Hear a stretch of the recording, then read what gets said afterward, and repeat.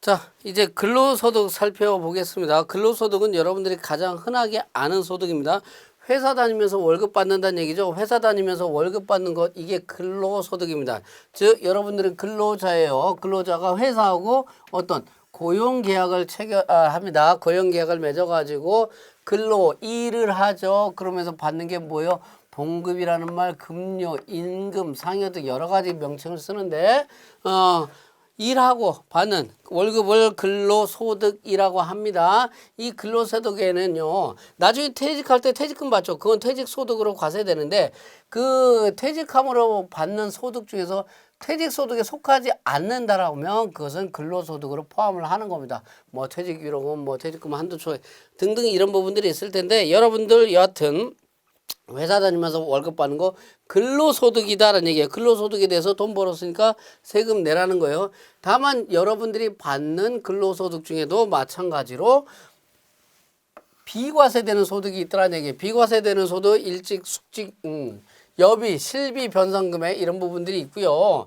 대표적으로 나타나는 게 뭐냐면 임직원 소유 차량을 회사의 업무 수행에 씁니다. 그러면서 실제 뭐 기름값 수리비 등등 이런 실제 소요된 실제 비용을 지급받지 않고 어떤 규정 같은 걸 주고 얼마씩 주기로 한다. 10만 원 주기로 한다. 20만 원, 30만 원 주기로 한다 했을 때 사업체의 규칙 등에서 별도로 지급하는 얼마? 월 20만 원 이내에 자가 운전 보조금을 받는 게 있다면 20만 원까지는 뭐예요?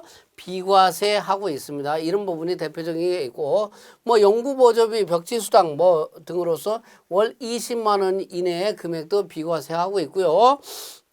흔하게 나타나는 것 중에 하나가 뭐냐면 식사 등을 제공받지는 않아요. 그러면서 월 10만 원 이하의 식대에 대해서는요 비과세가 되는데 문제는 식비도 이렇게 받으면서 뭐예요? 식사 제공도 받는다라고 하면 식사 제공을 받으면 식사 제공이 되면 이때는 10만 원 이하의 식비 비과세 안 되고 과세가 된다라는 얘기입니다. 아시겠죠? 자, 이런 부분이 있고요. 학자금 같은 거 일정한 요건을 충족한 학자금으로서 사업체 업무 관련했고 사기도 등등 이런 부분들이 있다면 그것도 비과세. 그리고 근로자 등이 출산이라든가 6세 이하 자녀 보육과 관련해서 지급받는 월 10만 원 이내 금액도 비과세 되고 있습니다. 월평급여 이 부분도 계속 개정이 되는데 이런 부분들을 생산직 근로자가 받는 연장 근로수당 이런 부분들 국외 근로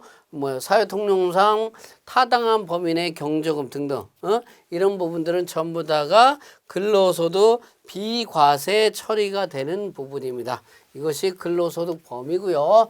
자, 근로소득 금액, 소득 금액 계산도 마찬가지로 회사 다니면서 월급 받느라고 돈을 쓴다는 얘기죠. 책도 사봐야 되고 밥도 사 먹어야 되고 차비도 들어야 돼.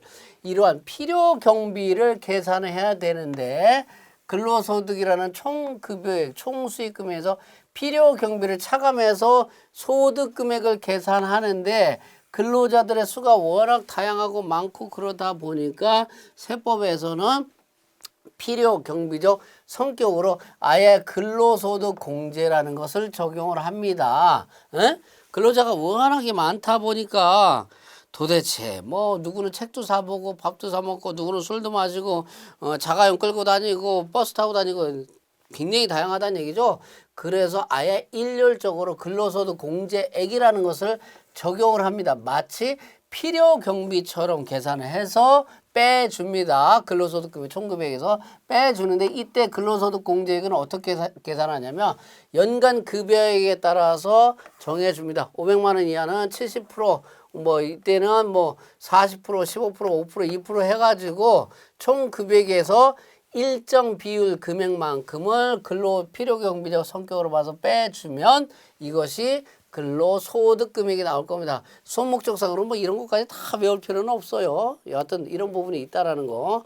자, 근로자가 크게 두 가지로 일반 근로자, 일용 근로자로 구분이 되는데 일용 근로자의 경우에는 근로소득 공제 금액은 일일 15만 원으로 일률적으로 공제를 합니다. 자, 그 내가 월급을 받는데 이 월급 받는 게 어느 과세기간에 속하느냐. 이때 수입 시기를 결정하는 기준은 당연히 뭐 내가 근로를 제공한 날에 속하는 해, 그 연도에 급여 봐서 다음 연도 5월달 종합소득세 신고 이런 부분이 되겠죠.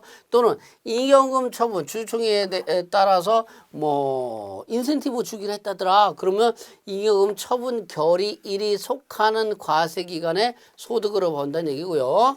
자, 인정상여는 근로를 제공한 날, 근로를 제공한 날이 속하는 연도의 소득으로 한다라는 얘기입니다. 자, 이렇게 해서 수입 시기는 이렇게 쭉 다 하면 되고요. 그 다음에